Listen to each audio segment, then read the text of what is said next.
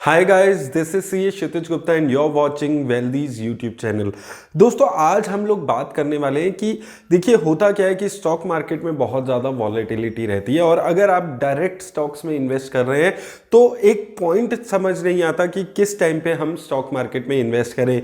जब market all time high पे जाती है तब इन्वेस्ट करने का मतलब ही नहीं बनता, लेकिन जब मार्केट नीचे भी जाती है 15-16 हज़ार पे भी जब निफ्टी गई थी तो उस टाइम पे ऐसा लगता है कि शायद निफ्टी और थोड़ा और नीचे जाए तब हम परचेज कर लेते हैं। और इस वजह से जो रिटेल इन्वेस्टर्स हैं उनका एक डिसिप्लिन नहीं बन पाता स्टॉक मार्केट में डायरेक्ट इन्वेस्ट करने का। तो आज इस वीडियो में मैं आपको कुछ ऐसे स्टॉक्स के बारे में बताना चाहता हूं जिनको आप लगातार हर महीने एसआईपी मोड में खरीद सकते हैं, क्योंकि ये ऐसे स्टॉक्स हैं जहां पर एक अच्छी कंसिस्टेंट ग्रोथ पिछले कई सालों में देखने को मिली है और आने वाले टाइम में भी जो इनके सेक्टर्स हैं वहां पर एक कंसिस्टेंट ग्रोथ आने वाली है।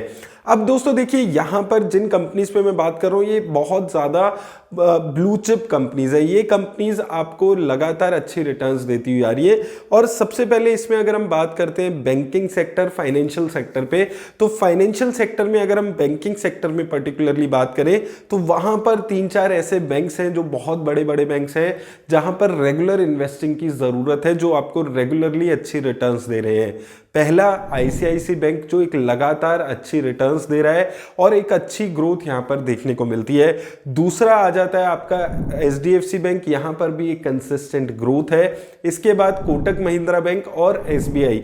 तो ये 4 ऐसे इंडिया के सबसे बड़े बैंकों में से एक बैंक है जहां पर एक कंसिस्टेंट ग्रोथ यहां पर देखने को मिली है। और पिछले क्वार्टर में जैसी क्रेडिट ग्रोथ देखने को मिली है उसकी वजह से ये बैंक्स और भी ज्यादा अच्छा परफॉर्म करते हुए नजर आ रहे हैं।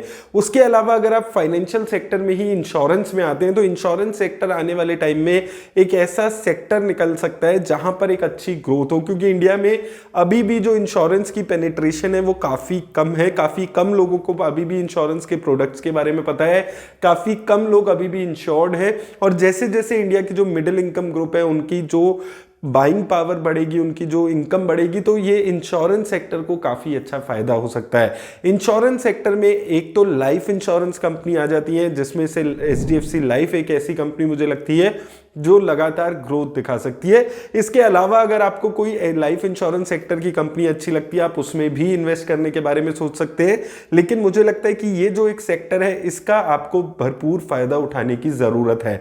दूसरी कंपनी दोस्तों जो इस सेक्टर में आ जाती है वो एक जनरल इंश्योरेंस कंपनी है। इस कंपनी में बहुत सारे मल्टीपल इंश्योरेंस है, कार इंश्योरेंस हो गया, इसके अलावा हेल्थ इंश्योरेंस, फायर इंश्योरेंस, ऐसे करके बहुत ज़्यादा जनरल इंश्योरेंस की कंपनी आईसीआईसी लोम्बार्ड। ये कंपनी भी एक ऐसी कंपनी है जो आने वाले टाइम में एक अच्छी ग्रोथ लगातार दिखा सकती है। ये अच्छी खासी कंपनीज हैं, बहुत अच्छी नेटवर्किंग है इन दोनों की और एक अच्छी ग्रोथ यहाँ पर देखने को मिल सकती है। इसके बाद दोस्तों आ जाता है एफएमसीजी सेक्टर। अब पिछले 1 साल में और आने वाले 1 साल में भी ये चीज़ देखने को मिल सकती है कि इकोनॉमी में स्लो डाउन देखने को मिले। और इकोनॉमी में स्लो डाउन में एफएमसीजी सेक्टर एक ऐसा सेक्टर हमेशा से रहा है जो कंसिस्टेंट ग्रोथ हमेशा से दिखाया है, क्योंकि 10-12%, 8-9% की एक अच्छी ग्रोथ रेगुलरली एफएमसीजी सेक्टर दिखाता है, चाहे रिसेशन हो चाहे ना हो, एक कंसिस्टेंट सेक्टर ये रहा है। इस सेक्टर में भी दिग्गज कंपनीज पे बात करें तो डाबर इंडिया, एचयूएल और आईटीसी जैसी ऐसी कंपनीज हैं जो एक रेगुलर इनकम, एक रेगुलर ग्रोथ इन्वेस्टर्स को यहां पर जनरेट करके दे सकती है।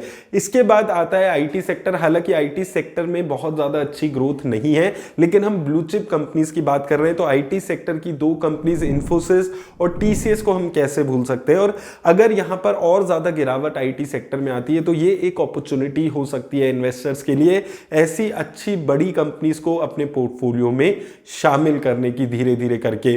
तो वो भी एक ऐसी कंपनीज हैं जिनको आपको नजर रखने की जरूरत है, स्पेशली 2022-2023 के जो ये साल रहने वाले हैं जहां पर मार्केट में बहुत ज्यादा वॉलेटिलिटी रहेगी। ऐसी में एसआईपी मोड में अगर इन स्टॉक्स में इन्वेस्टमेंट हो तो ये एक अच्छी रिटर्न्स आपको जनरेट करके दे सकते हैं।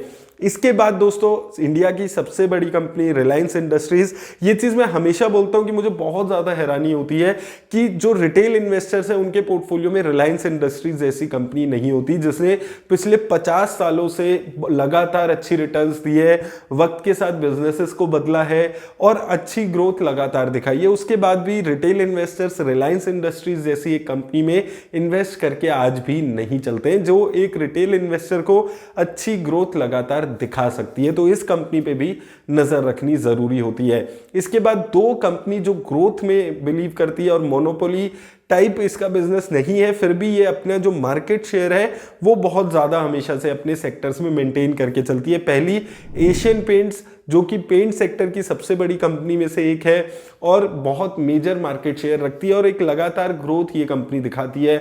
बहुत अच्छी नेटवर्क डिस्ट्रीब्यूशन काफ़ी अच्छा इसका है और एक अच्छे मार्जिन्स ये यहाँ पर पेंट सेक्टर में हमेशा से यहाँ पर इसके देखने को मिलते हैं। और उसके बाद जो आखिरी कंपनी आ जाती है वो भी अपने सेक्टर में इतना बड़ा मार्केट शेयर रखती है कि यहाँ पर ये कंपनी भी मोनोपोली कंपनी की तरह काम कर रही है। पिडिलाइट इंडस्ट्रीज जो बना रही है फेविकॉल, फेविक्विक, डॉक्टर फिक्सिट जैसे ब्रांड्स जो इन कामों में यूज हो रहे हैं, वहां पर बहुत ज्यादा ऑप्शंस लोगों को नहीं मिल रही हैं। जो कंपनीज हैं वो भी काफी कम यहाँ मौजूद हैं। तो ये दो कंपनीज भी आपको यहाँ पर नजर रखनी है। अब देखिए, ये कोई भी किसी भी तरह की सजेशन नहीं है, ये मैं एक आपको तरीका बता रहा हूँ कि कैसे आपको ब्लू चिप कंपनीज को, सेक्टर्स को सिलेक्ट करके और उसमें आपको SIP करानी जरूरी है, स्पेशली ऐसी मार्केट कंडीशन में जहां पर ये नहीं पता मार्केट कितना गिरेगी, कितना उठेगी।